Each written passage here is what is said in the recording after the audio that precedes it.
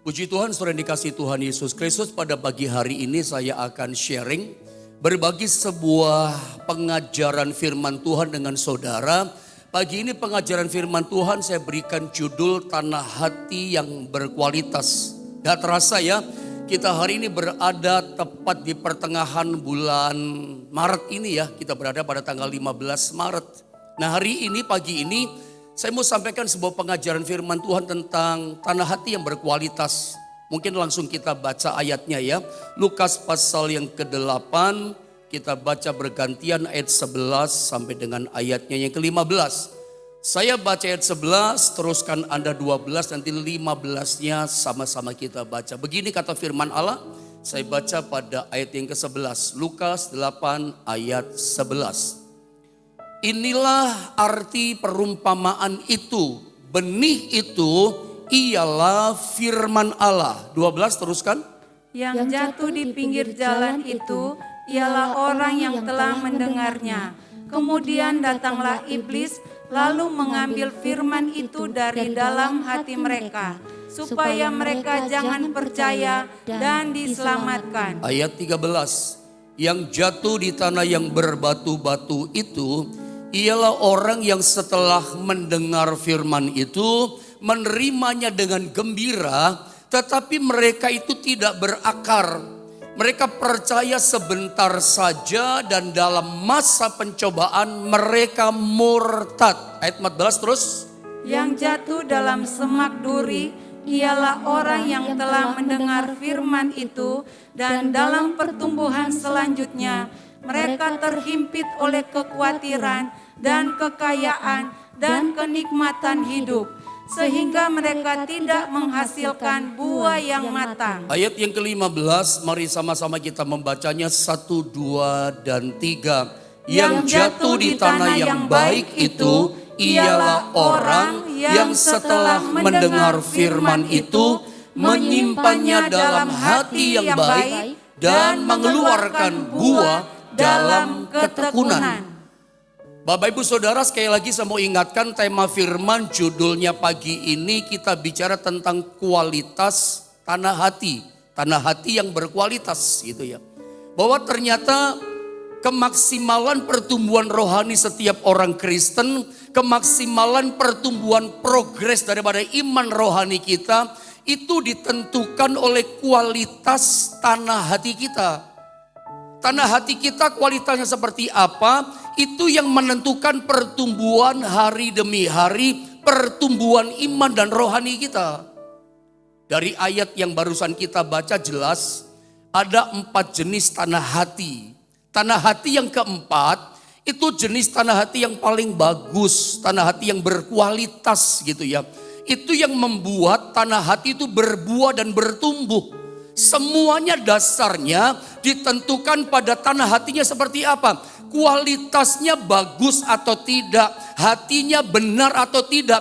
Kalau hatinya gak ada kualitas, tanah hatinya gak bagus, saya pastikan tidak bisa bertumbuh maksimal. Progresnya rohani kita ditentukan oleh dasar hati kita. Saudara, kualitas tanah hati kita itu dasar hati kita. Dasar iman kita itu hati, bertumbuh atau tidak, itu semua kembali kepada dasarnya. Dasar hidup manusia itu hati kita. Lihat hati kita pagi ini berkualitas bagus atau tidak. Ketika rohani kita gak bagus tanah hatinya, pasti gak bisa tumbuh. Sadar atau gak sadar, ngerti atau gak ngerti, tahu atau gak tahu, bahwa setiap kita orang Kristen, kita anak-anak Tuhan, semua tanah hati kita terhisap pada 4 jenis tanah hati yang dikatakan Lukas 8 ayat 11 sampai 15. Coba mungkin saya terangkan dari ayat demi ayat ya.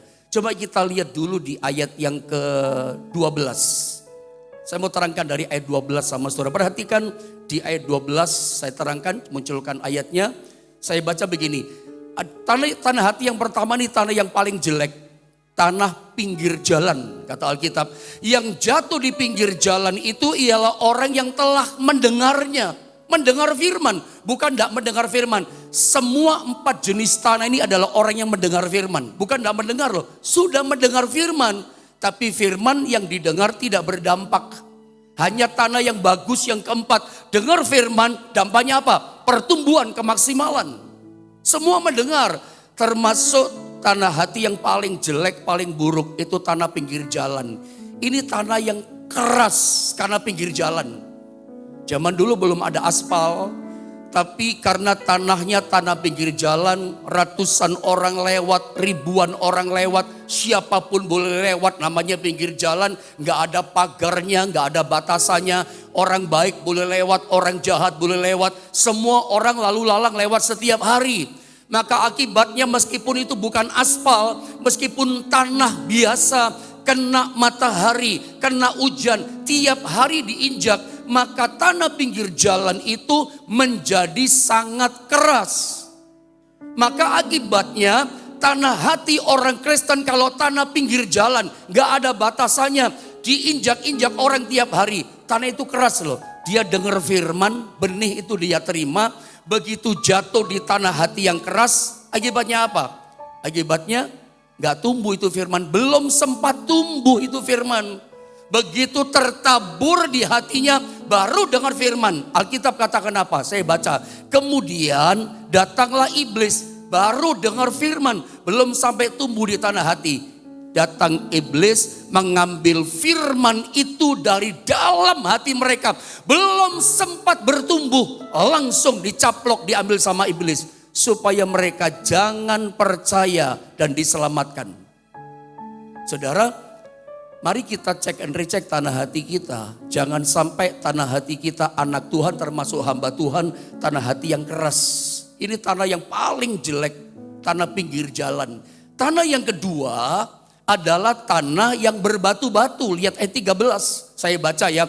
Yang jatuh, perhatikan, di tanah yang berbatu-batu ialah orang, perhatikan apa? Yang setelah mendengar firman itu, mendengar firman, bukan tidak mendengar, semua mendengar, tetapi nggak berdampak juga. Yang kedua, setelah mendengar firman, dikatakan begini, menerimanya dengan gembira. Bilang sama-sama saya, menerimanya dengan gembira. Menerima dengan gembira loh. Boleh nggak saya artikan sama saudara, orang dengar firman, menerimanya dengan gembira. Dia merasa gini, firmannya kena sama saya Pak Pendeta. Firmannya pas sama saya Pak Pendeta. Saya gembala, hamba Tuhan, menggembalakan sekian banyak jemaat. Bahkan saya juga melayani saudara, menggembalakan saudara, mengajar saudara lewat ibadah online YouTube ini. Ya, ada banyak komen-komen di YouTube. Pak Pendeta, khotbahnya Pak Pendeta pagi ini pas cocok untuk saya. Saya lagi lemah Pak Pendeta, cocok saya jadi kuat. Menerima firman dengan gembira, boleh kan saya bilang sama saudara, firmannya cocok untuk kita, firmannya pas untuk kita. Ini menerima firman dengan gembira, berarti menerima firmannya bukan dengan asal-asalan. Menerima firman Allah dengan gembira, itu artinya menerima firman dengan sungguh-sungguh. Menerima dengan sungguh-sungguh loh. Makanya saya gak pernah puas hati saya. Saya tidak pernah lega hati saya ketika orang atau anak Tuhan bilang sama saya, Pak Pendeta firmannya khotbahnya luar biasa loh, pas kena saya. Saya gak pernah puas karena saya belum melihat itu akar firman Allah tumbuh sedalam apa di hati saudara. Saya belum melihat pertumbuhannya maksimal dalam hidupmu. Saya gak pernah lega ketika seorang jemaat berkata firmannya khotbahnya luar biasa loh pendeta. Karena ayat ini mengatakan jenis tanah yang kedua, tanah yang berbatu-batu itu digambarkan adalah orang yang sudah menerima firman dengan gembira, dengan sukacita menyambut firman, dengan sungguh-sungguh terima firman. Tapi kemudian dikatakan begini oleh firman Allah, tetapi lihat mereka itu tidak berakar karena tanah hatinya ada batunya. Baru nembus udah kena keras, kena batu. Sehingga begini, mereka percaya sebentar saja. Sempat percaya sih, sempat tumbuh imannya karena mendengar firman. Tapi cuman sebentar. Mengakar tapi cuman sebentar. Kebentur benda keras namanya batu. Batu itu bisa ketakutan. Batu yang membentur akar pertumbuhan itu bisa kekhawatiran, bisa kecemasan, bisa kebimbangan, bisa dosa-dosa yang ada, bisa hal-hal yang Tuhan gak berkenan. Itu batu ini mesti disingkirkan. Kalau enggak, Anda gak bisa mengalami kemaksimalan, kedewasaan, bertumbuh dalam Tuhan. Kita gak pernah mengalami yang namanya serupa, segambar seperti Kristus. Kalau tanah hati kita ada batu yang macam-macam, ketakutan, kecemasan dan lain sebagainya. Berakar, bertumbuh cuman sebentar.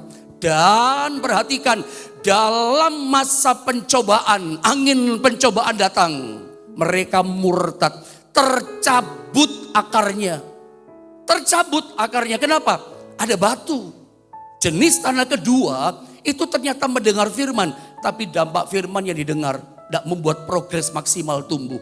Ada jenis tanah ketiga di ayat yang ke-14.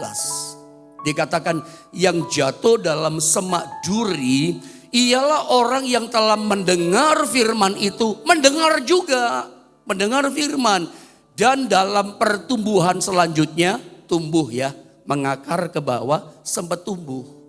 Ya, setelah bertumbuh kemudian mereka terhimpit oleh kekhawatiran dan kekayaan dan kenikmatan hidup sehingga dikatakan mereka tidak menghasilkan buah yang matang. Sempat bertumbuh tetapi tidak berbuah matang. Tidak mengalami kematangan rohani. Tidak sampai mengalami kedewasaan yang maksimal seperti yang Tuhan mau. Kenapa gak bisa matang rohaninya pendeta? Karena terhimpit oleh kekhawatiran. Sempat tumbuh imannya. Tapi kemudian imannya dihimpit oleh yang namanya kekhawatiran akan kekayaan dan kenikmatan hidup. Ada banyak contoh ya di Alkitab. Misalnya Yudas. Itu jadi murid. Sempat tumbuh tapi gak berbuah. Gak jadi dewasa. Kenapa? Karena tipu daya kekhawatiran, kekayaan, kenikmatan hidup. Makanya Yudas menjual Yesus dengan 30 kepeng perak. Ini bukti contohnya. Siapa lagi? Demas, teman pelayanan Paulus. Dia tinggalkan pelayanan bersama dengan Paulus rekan kerjanya. Dia lebih memilih menjadi kepala rumah ibadah di kuil yang lain. Untuk apa? Untuk kekayaan. Untuk apa? Untuk kenikmatan kemewahan di hidupnya. Demas tinggalkan Tuhan dan pelayanan, bahkan tinggalkan rekan kerja sepelayanan, itulah Rasul Paulus. Kenapa? Tertipu kekhawatiran, tipu daya kekayaan. Sama juga dengan siapa itu? Hambanya Elisa, Gehasi. Mengejar harta kekayaan Naaman, saudara ya. Maka kusta datang dalam hidupnya. Masih banyak termasuk Ananias dan Safira. Itu adalah tokoh-tokoh di Alkitab yang dituliskan jadi contoh orang-orang yang sempat manis imannya, sempat tumbuh imannya, tapi kemudian tidak berbuah. Tiga-tiganya bukan contoh yang baik. Tiga-tiganya adalah jenis tanah yang gak bagus. Jenis tanah yang keempat itu yang bagus. Coba sama-sama kita baca di ayat yang ke-15. Baca dengan semangat. Saya berharap, saya berdoa ini menjadi jenis tanah hati kita semua. Sama-sama kita baca 15, 1, 2, dan 3. Yang jatuh di tanah yang baik itu ialah orang yang setelah mendengar firman itu menyimpannya dalam hati yang baik dan mengeluarkan buah dalam ketekunan. Semuanya mendengar firman. Tapi jenis tanah hati yang keempat itu ketika mendengar firman, firman disimpan dalam hatinya, hati yang baik. Jelas ya, tanah hati yang baik ya, dan mengeluarkan buah dalam ketekunan. Bapak Ibu Saudara, dari 4 jenis tanah yang barusan kita baca dan kita pelajari, ternyata buah ketekunan, pertumbuhan rohani, kemaksimalan terjadi. Semuanya itu ditentukan adalah tanah hati kita baik atau tidak. Tanah hati kita berkualitas atau tidak. Semuanya kembali kepada tanah hati. Semuanya kembali kepada dasar kehidupan kita, pertumbuhan kita. Mau kita pendeta, hamba Tuhan, jemaat Tuhan. Ingat baik-baik pesan firman Allah pagi ini. Bahwa semuanya kembali kepada dasarnya. Apa dasar kehidupan kita? Hati kita. Makanya Amsal 4 ayat 23 Ada ingat itu ayat, jagalah hatimu dengan penuh kewaspadaan. Apa kata firman? Karena dari situlah apa saudara? Terpancar kehidupan. Sumber hidup manusia itu hati. Samuel katakan bahwa Allah itu melihat hati. Daud itu dipromosikan sama Tuhan menjadi raja karena Tuhan itu lihat hatinya. Jadi pagi ini kita bicara tentang tanah hati yang berkualitas. Mari kita lihat sekarang kehidupan kita, hati kita. Hati kita itu berkualitas atau tidak? Hati kita bagus atau tidak kualitasnya? Benar gak hati kita? Sebab kalau kualitas dasar tanah hati kita gak benar, gak bagus, gak ada kualitasnya. Kita mau dengar firman Tuhan sebanyak apapun. Saya mau kasih tahu, Anda pasti gak bisa bertumbuh. Sebab kemaksimalan, kedewasaan rohani kita, semuanya ditentukan tanah hati kita. Seringkali kita itu begini ya, menyalahkan tanggung jawab pertumbuhan rohani kita itu sama gereja. Ya gereja saya sih acaranya kurang gitu ya. Seringkali Anda menghakimi gereja, menghakimi pimpinan rohani kita. Seringkali yang kita salahkan gembala kita, pendeta kita salahkan. Habis gimana Pak, pendeta saya gak bisa khotbah gitu. Habis bagaimana Pak, pendeta saya kurang ini, gereja saya kurang ini. Lalu Anda boleh melirik-lirik gereja yang lebih hidup, pendeta yang lebih begini segala macam. Yang Anda salahkan orang lain, yang Anda jadikan blame kambing hitamnya adalah pendetanya, pimpinan rohaninya atau gerejanya. Saya berharap pagi ini stop cara hidupmu seperti itu. Bukan begitu caranya. Justru Anda mesti mengerti, tercelik, bukalah mata rohani kita. Justru yang membuat pertumbuhan rohani kita itu sebetulnya bukan pada siapa pengkhotbahnya, tapi siapa si pendengarnya. Pendengarnya itu bagus gak tanah hatinya. Makanya saya kasih statement sama saudara ini, lihat. Pergaulan seseorang dengan firman Tuhan setiap hari, saya ulang kalimatnya saudara ya. Pergaulan seseorang anak Tuhan dengan firman Tuhan setiap hari tidak menjamin perubahan dalam hidupnya. Anda jangan salah paham dulu dengan statement saya yang keras dan tegas ini. Anda cermati baik-baik yang saya katakan pada Anda pagi ini. Bukan berarti saya ingin berkata kepada saudara, kalau gitu gak usah bergaul sama firman setiap hari. Bukan itu loh maksudnya. Saya sedang tidak berkata kepada saudara, cermati baik-baik yang saya ajarkan. Bukan berarti saya mendorong saudara, gak usah baca firman kalau gitu. Gak usah bertekun mendengar firman, bukan itu. Saya sebagai gembala, bapak rohani dari jemaat yang saya gembalakan, ya saya selalu mendorong untuk jemaat bertekun dalam firman, baca firman setiap hari. Anda boleh tanya sama jemaat di Jombang, dengar firman setiap hari, bertekun dalam firman, bergaul dengan firman setiap hari, renungkan siang dan malam. Bahkan saya suka kasih contoh sama jemaat yang saya gembalakan. Saya sendiri gembalanya mereka. Saya merenungkan firman Allah setiap hari. Saya baca firman untuk makanan rohani saya. Saya baca 10 pasal firman Allah untuk jiwa saya sendiri, hati saya sendiri. Saya renungkan 10 pasal setiap hari. Berbeda dengan firman yang saya siapkan untuk saudara. Kadang-kadang saya dapat dari situ. Tapi kadang-kadang perenungannya berbeda. Tapi 10 pasal. Saya sedang tidak mengatakan berarti kita nggak perlu bergaul dengan firman setiap hari. Bukan itu. Tapi tetap saya kasih statement sama saudara. Pergaulan seseorang dengan firman Tuhan setiap hari itu tidak jaminan terjadi perubahan dalam hidupnya. Kita banyak melihat orang baca firman tiap hari tetap hidup dalam ketakutan. Setuju dengan saya? Mendengar firman tiap hari. Nggak cukup satu pendeta dia dengar firman. Apalagi zaman media sosial, YouTube di mana-mana. Ada perenungan firman tiap hari. Ada banyak pendeta khotbah tiap hari live. Mungkin orang Kristen termasuk Anda dengar firman dari pendeta itu mungkin sampai 5 khotbah. Itu makanan saudara. 10 khotbah. Tapi itu tidak jaminan Anda dengar khotbah banyak, bergaul dengan firman banyak. Pasti terjadi perubahan. Karena bukan itu esensinya. Perubahan itu dalam kehidupan maksimal pertumbuhan rohani kita bukan dari berapa banyak firman yang kita dengar. Si pendengarnya hatinya bagus atau tidak, itu loh yang penting. Seringkali kita salah berpikir, kurang banyak kali firman yang dimasukin di hati. Selalu pikiran kita seperti itu. Kurang banyak firman dimasukin. Ya, firman banyak yang kita makan, yang kita terima, kalau dasar hati kita nggak betul, nggak pernah berubah hidup kita. Sedangkan yang Tuhan mau dalam hidup kita adalah sebuah perubahan hidup yang nyata. Hidup kita berubah atau tidak, sebab pertumbuhan rohani itu kelihatan dari perubahan kehidupan kita. Dan perubahan itu sekali lagi ditentukan oleh dasar yang di sini hati kita. Bagus enggak kualitasnya, baik tidak kualitasnya. Saya kalau tidak salah beberapa lama yang lalu pernah menyodorkan sebuah pertanyaan pada saudara. Tentang begini loh, bahwa pertumbuhan rohani itu yang dipentingkan itu bukan siapa pembicaranya, bukan siapa pengkhotbahnya, tapi siapa pendengarnya. Bahwa siapa pendengarnya itu jauh lebih penting daripada siapa pengkhotbahnya.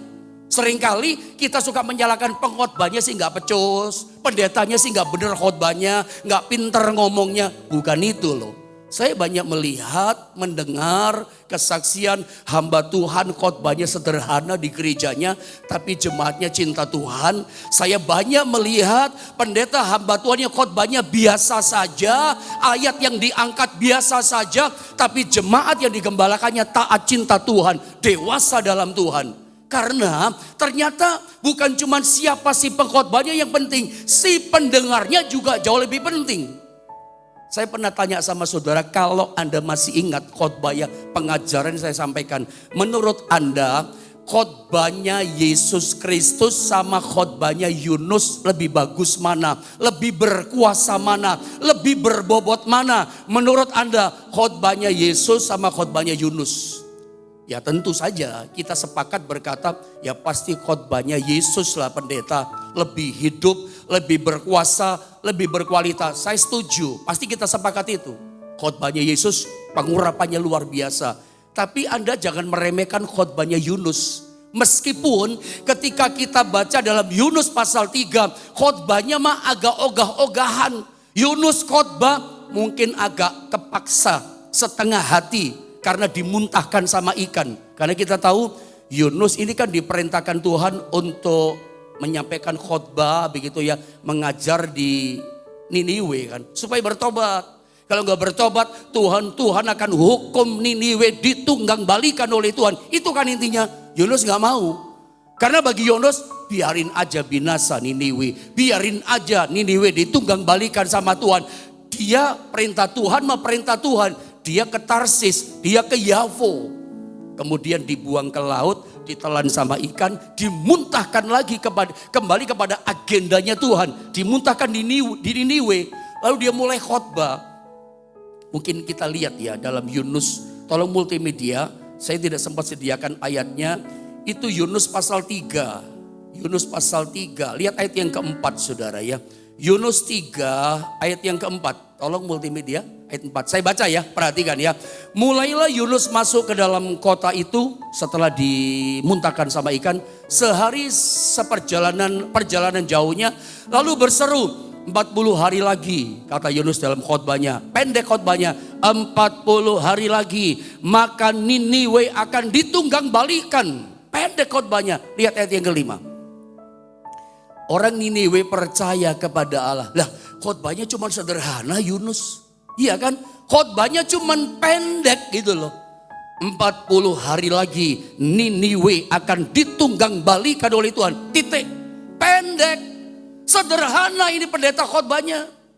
Tapi lihat responnya, dampaknya dari si pembicara pengkhotbah namanya Yunus. Lihat orang Niniwe si pendengar. Dikatakan begini, orang Niniwe percaya kepada Allah.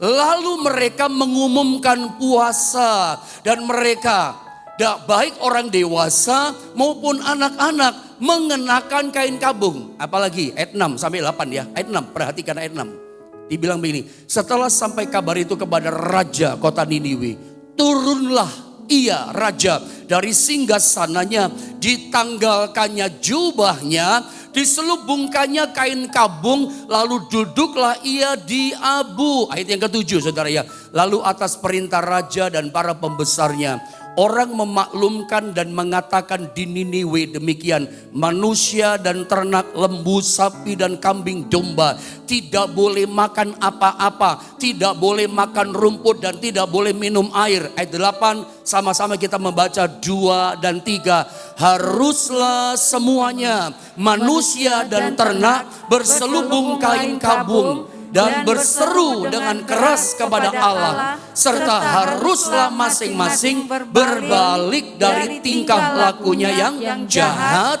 dan dari kekerasan yang dilakukannya. Ini namanya pertobatan nasional.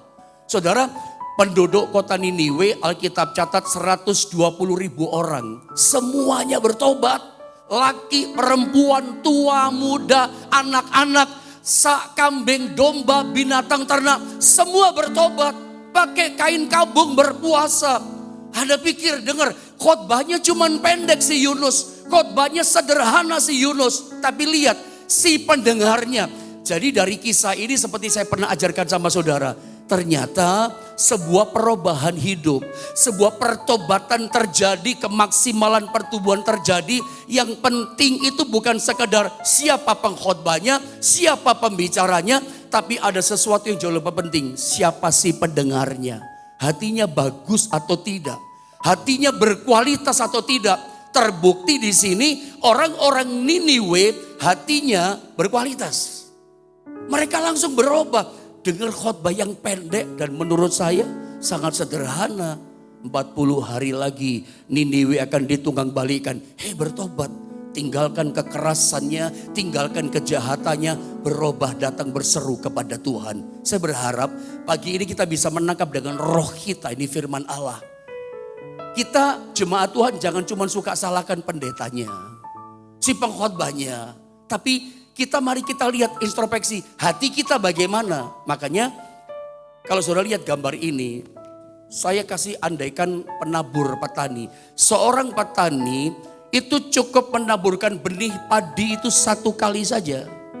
Anda pernah nggak melihat seorang petani itu nabur benih itu terus-terusan? Kerjaannya petani cuma menabur, nggak ada begitu.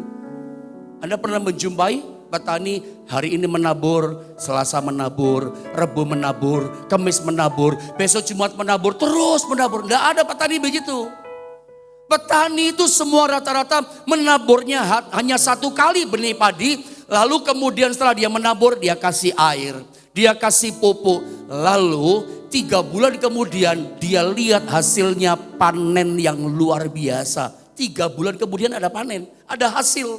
Sekali menabur. Lucunya, maafkan kata-kata saya, lucunya, anehnya, kita ini orang Kristen, ya firman Tuhan ditaburkan tiap hari loh di hati kita. Hamba Tuhan tiap hari menabur firman, menabur firman, menabur firman. Tapi gak tumbuh-tumbuh, gak berbuah-berbuah, gak ada juga ada hasilnya, pertobatan gak terjadi. Tiap hari menabur, kita pikir gini, kurang benihnya, kurang firmannya, kurang bagaimana saudara? Ditaburnya tiap hari. Makanya semuanya penaburan benih firman yang kita dengar ditentukan ini. Hatinya bagus tidak tanah hatinya. Kalau gak bagus ditabur tiap hari gak tumbuh. Gak berbuah, gak terjadi pertobatan. Kembali ke dasar hati. Makanya cukup keras saya kasih statement sama saudara. Sadarkah saudara selama ini bahwa adalah kebodohan. Maaf ya. Bodoh gitu loh. Ini orang Kristen yang bodoh.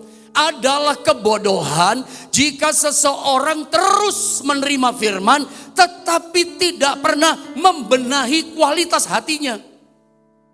Ya, kita kan banyak ketemukan orang itu haus firman, rindu firman. Saya pengen dengar firman pendeta, haus sama firman. Maafkan kata-kata saya. Adalah bodoh orang Kristen, dia pikir saya butuh firman terus. Tapi hatinya gak bagus, hatinya gak berubah, gak pernah bertumbuh dia. Pagi ini kalau memang benar-benar saudara mau bertumbuh maksimal dalam Tuhan. Saudara rindu hidupmu serupa, segambar dengan Tuhan. Lihatlah kembali diri kita. Jangan salahkan orang lain. Jangan salahkan pembicaranya, pengkhotbahnya, gerejanya. Anda lere-lere, gereja yang hidup yang mana sih? Pendeta yang diurapi yang mana? Bukan itunya loh. Memang itu penting. Memang salah satu pembicara penting buat kita. Tapi ada yang jauh lebih penting. Si pendengarnya hatinya seperti apa? Anda mesti paham ini lah saudara. Saya mau kasih tahu saudara. Kenapa kita gak bertumbuh? Ya, kenapa kita nggak bertumbuh? Ini kan yang penting harus kita renungkan. Kenapa kita nggak tumbuh? Lihat Roma 10 ayat 17. Lalu kita siapkan 2 Timotius pasal 3, 15, 16. Kita buka dulu dalam Roma pasal 10 di ayatnya yang ke-17. Mari Bapak Ibu sama-sama kita baca ayat ini 2, 3. Jadi iman timbul dari pendengaran dan pendengaran oleh firman Kristus. Yang saya dapatkan dari Tuhan dari poin ini itu begini, Roma 10:17, bahwa ketika firman itu datang kepada kita, kita mendengar firman, kita menerima firman dalam hidup kita. Itu ketika firman datang kepada kita, lalu ketemu sama hati yang benar, hati yang kualitasnya bagus, maka itu akan menimbulkan iman. Iman itu baru timbul, iman itu baru datang, iman itu baru bertumbuh ketika kita dengar firman. Dan firman ini mendapat tanah hati yang bagus. Maka mendengar firman Kristus menimbulkan iman. Coba kita lihat lagi 2 Timotius pasal 3, lihat ayat 15. Saya baca ayat ini. Ingatlah juga bahwa dari kecil, ini tentang mendengar firman ya. Engkau sudah mengenal kitab suci yang adalah firman Allah maksudnya. Yang dapat memberikan hikmat kepadamu. Ini gunanya mendengar firman. Menimbulkan iman yang pertama. Apalagi memberi hikmat. Harusnya orang yang sering mendengar firman, menerima firman, merenungkan firman, bergaul dengan firman Allah setiap hari, harusnya firman yang dia dengar setiap hari itu memberi hikmat kepada dia. Serius saya katakan, harusnya kasih hikmat sama kita. Jadi orang Kristen yang beri hikmat dong kita. Tapi maafkan, seperti statement keras saya yang barusan, tetap saja bodoh dia. Jadi Kristen anak Tuhan tetap bodoh. Maksudnya bodoh itu apa sih? Gampang dibodohin sama setan. Gampang dibodohin sama muslihatnya, tipu dayanya setan. Tetap aja bodoh. Kalah lagi sama setan. Jatuh lagi sama muslihatnya setan. Kenapa? Memang bodoh. Harusnya menerima firman, datang firman dalam hidup kita. Memberi hikmat. Apalagi dikatakan? Dan menuntun engkau kepada keselamatan. Oleh iman kepada Kristus Yesus. Menuntun pada keselamatan. Orang yang suka menerima firman, bergaul dengan firman. Harusnya kehidupannya mengalami pemulihan demi pemulihan. Pemulihan demi pemulihan. Sampai mengalami keselamatan sempurna. Kedewasaan penuh dalam Tuhan. Harusnya hasilnya itu. Memberi hikmat, memberikan pemulihan keselamatan yang sempurna. Apalagi hasil dari mendengar firman, datangnya firman dalam hidup kita. Segala tulisan yang diilhamkan, yang diwahyukan oleh Allah. Perhatikan manfaatnya apa? Memang bermanfaat yang pertama untuk mengajar. Apalagi gunanya? Untuk menyatakan kesalahan. Apalagi? Untuk memperbaiki kelakuan. Apalagi? Dan untuk mendidik orang dalam kebenaran. Gunanya firman, dampaknya firman setiap hari kita terima banyak sekali. Tapi seringkali kita lihat, sering dengar firman, sering baca firman. Dengar firman di YouTube sampai 5, 6, 7, 10 khotbah kita dengar. Tapi gak berdampak apa-apa, gak banyak gunanya buat kita. Loh, ini namanya kita gak bertumbuh. Terima firman kok, tapi dampaknya gak banyak. Harusnya terjadi pemulihan, harusnya jadi pertumbuhan, harusnya terjadi pertobatan yang sejati, perubahan hidup yang nyata. Ini kok enggak ada dampaknya, ada apa kok enggak bertumbuh rohaninya? Semuanya di hati. Mari saya tunjukkan ini, 2 Timotius pasal 3 ayat yang ke-7. Ini mungkin 1 atau 2 ayat yang terakhir buat kita. 1 ayat lagi dari terakhir saudara ya. Ini ayat ini saya langsung tulis di hadapan saudara seperti ini bunyinya 2 Timotius pasal 3:7. Selalu ingin diajar firman, namun tidak pernah dapat mengenal kebenaran. Aneh kan? Kalau Anda ketemu orang Kristen model begini, Kristen yang selalu ingin diajar, Apakah itu Anda di antara kita? Kalau Anda ketemu orang Kristen yang selalu ingin diajar, wah berarti dia semangat cari firman. Berapi-api dengar firman. Seminar sana datang, seminar sana datang. Beli buku-buku rohani. Semua YouTube khotbah pendeta dia download. Dia dengar lagi firman. Semangat dengar firman, ingin diajar. Tetapi aneh, selalu ingin diajar firman. Namun, ini aneh, tidak pernah dapat mengenal kebenaran. Loh aneh kan? Mendengar firmannya banyak, rindu sekali haus sama firman. Tapi ternyata dia gak bisa mengenal kebenaran. Saudara, mendengar firman tuh gak cukup tahu firman loh. Harus mengerti firman. Mungkin yang terakhir deh, ini ayat dengan cepat. Karena semua ditentukan oleh ini ternyata. Di sini pemicunya, trigger, kuncinya sebuah pertobatan, pertumbuhan kedewasaan rohani. Ini ternyata kuncinya. Matius 13 ayat 15. Ternyata untuk mengerti kebenaran dibutuhkan hati. Mari kita baca ayatnya Matius 13 15. Sama-sama kita baca ayat terakhir 2, 3. Sebab hati bangsa ini telah menebal. Dan telinganya berat mendengar. Dan matanya melekat tertutup. Supaya jangan mereka melihat dengan matanya. Dan mendengar dengan telinganya terus. Dan mengerti dengan hatinya, lalu berbalik sehingga aku menyembuhkan mereka. Tuhan lihat hati. Saya tertarik dengan kata ini. Dan mengerti dengan hatinya. Mengerti dengan hatinya. Saya ulang. Firman Allah berkata begini, dan mengerti dengan hatinya. Ini kayaknya salah tulis ya. Tapi gak salah tulis. Harusnya kan begini kan, dan mengerti dengan pikirannya. Harusnya mengerti dengan logikanya. Tapi ayat ini berkata, mengerti dengan hatinya. Jadi ternyata untuk mengerti kebenaran dibutuhkan hati. Ya, bukan siapa pembicaranya, itu memang penting. Tapi si pendengarnya, hatinya itu jauh lebih penting. Jadi hari ini yang menentukan kebertumbuhan maksimal rohani kita ditentukan oleh hati kita. Hati kita berkualitas gak? Hati kita bagus gak? Saya berdoa hari ini introspeksi kita. Kalau ada semak duri, itu dia tersingkirkan. Batu-batu yang ada kita buang. Kebencian, kedendaman, ya kepahitan di hati, kekhawatiran, ketakutan, keraguan segala macam. Kita buang di hati kita. Terutama hati yang keras. Semua kenajisan bisa lewat. Hati gak ada pagar. Makanya gak ada kualitas. Ya, tahu tanah hati pinggir jalan, semua orang boleh lewat, semua boleh masuk, semua boleh tinggal di situ. Nggak ada pagar. Harusnya hati ini ruangan suci ya, ada pagarnya.